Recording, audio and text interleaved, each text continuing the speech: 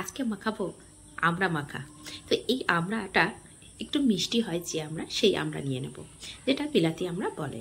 তো সেই আমড়া দিয়েই আজকে এই আমড়া মাখা রেসিপিটা শেয়ার করব। আর ফ্যামিলির সবাই দেখছেন তো কত মজা করে এই রেসিপিটা খাচ্ছে, দারুণ টেস্ট হয়। একবার হলেও এইভাবে বানিয়ে দেখতে পারেন। আর আমি এখানে দুই রকমভাবে বানিয়েছি, তো সেটা দুই রকমভাবেই দেখিয়ে দেবো। একটা বাচ্চা রয়েছে বাড়িতে, দেখতেই বুঝতে পারছেন অনেক বাচ্চা রয়েছে, তো তাদের জন্য একটু অন্যরকমভাবে বানাবো, আর বড়দের জন্য একটু অন্যরকমভাবে বানাবো। তো আমড়াগুলোকে খুব ভালো করে একবার ধুয়ে নিয়েছি, খুব আঠা থাকে সেই জন্য ছিলতে অনেকটাই অসুবিধা হয়।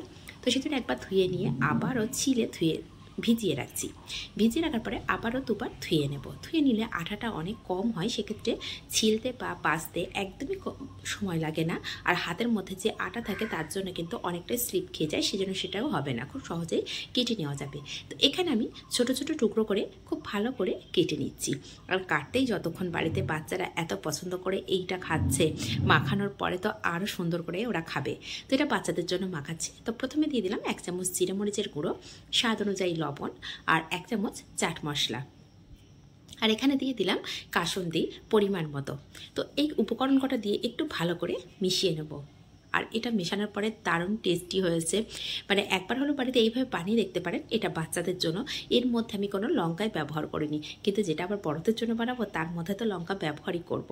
এটাও বাচ্চা থেকে বড় সবাই খেতে খুব পছন্দ করে। যদি এটা স্পাইসি বানাতে চান অবশ্যই এখানে গুঁড়ো লঙ্কা ব্যবহার করতে পারেন। তো এখানে দেখুন আমার ফ্যামিলির বাচ্চারা আর বড়রা সবাই কত পছন্দ করে এই রেসিপিটা খেয়ে যাচ্ছে, এই আমড়া মাখাটা। তো এখন বানাবো আমাদের জন্য, বড়দের জন্য আমড়া মাখা। তো এখানে আমাদের জন্য যে আমড়া মাখাটা মাখাবো সেটা হচ্ছে, এখানে দুটো কাঁচা লঙ্কা নিয়ে নিয়েছি। এখানে শুকনো লঙ্কা ব্যবহার করতে পারেন, কিন্তু কাঁচা লঙ্কা দিয়েই বানিয়েছি আমি। তো এখানে দুটো কাঁচা লঙ্কাকে খুব ভালো করে থেঁতো করে নিয়েছি।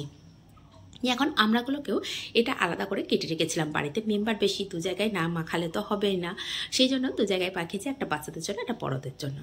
তো এখানে কিছুটা পরিমাণে আমড়া নিয়েছি, তার মধ্যে ঠিক একইভাবে 1 চামচ জিরে আর মরিচের গুঁড়ো দিয়েছি, সেটা কিন্তু ভাজা গুঁড়ো, আর 1 চামচ দিয়ে দিলাম চাট মশলা গুঁড়ো। এখন দিয়ে দেবো পরিমাণ বুঝে লবণ। লবণটা খুব বেশি হলে খেতে কিন্তু ভালো লাগে না, সেজন্য পরিমাণ বুঝে দিতে হবে। কম হোক পরে দেয়া যাবে, কিন্তু বেশি যেন না হয়। এখানে দিয়ে দেবো ঠিক একইভাবে পরিমাণ মতো কাসুন্দি দিয়ে উপকরণ কটা একভাবে ভালো করে মিশিয়ে নেব। তো তার আগে দিয়ে দেব একটু যে কাঁচা লঙ্কা দুটোকে আমি ভালো করে থেতো করে রেখেছিলাম না, সেই থেতো করা কাঁচা লঙ্কাটা দিয়ে দেবো। তো এখানে 1/2 চামচ হয়েছে। তো আর এই কাঁচা লঙ্কাটা প্রচুর পরিমাণে ঝাল আছে, সেই জন্য আমি দুটো ব্যবহার করেছি। আপনারা যে পরিমাণে লঙ্কা খেতে পছন্দ করেন সেই পরিমাণে দিয়ে নিতে পারেন। তো এখানে একটু কাসুন্দি আমার কাছে কম মনে হয়েছে, সেই জন্য আবারও একটু দিয়ে দিলাম। আর এই রেসিপিগুলো কেমন হচ্ছে অবশ্যই কমেন্ট করতে কিন্তু ভুলবেন না। আর এইভাবে যদি বানান কমেন্ট করতে তো একদমই ভুলবেন না। আর দেখুন আমড়াগুলোর সাইজটা কেমন নিয়েছি দেখিয়ে দিচ্ছি। এই আমড়াগুলো বিলাতি আমড়া, খুব বড় বড়ই হয়, আর একটু মিষ্টি, টক মিষ্টি হয়।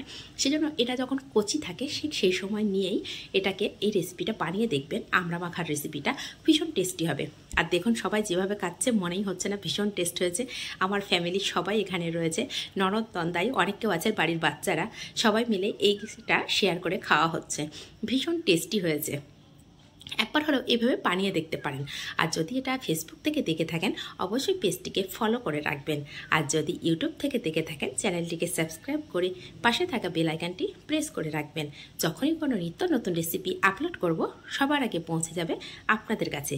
আর দেখুন সবাই কত সুন্দরভাবে, কত আনন্দ করে এই আমড়া মাখা রেসিপিটা খেয়ে যাচ্ছে, তাহলে বুঝতে পারছেন যে কতটা টেস্টি হয়েছে এই রেসিপি। একবার হলো এইভাবে বানিয়ে দেখতে পারেন। আর যদি এইভাবে বানান কমেন্ট করতে কিন্তু ভুলবেন না।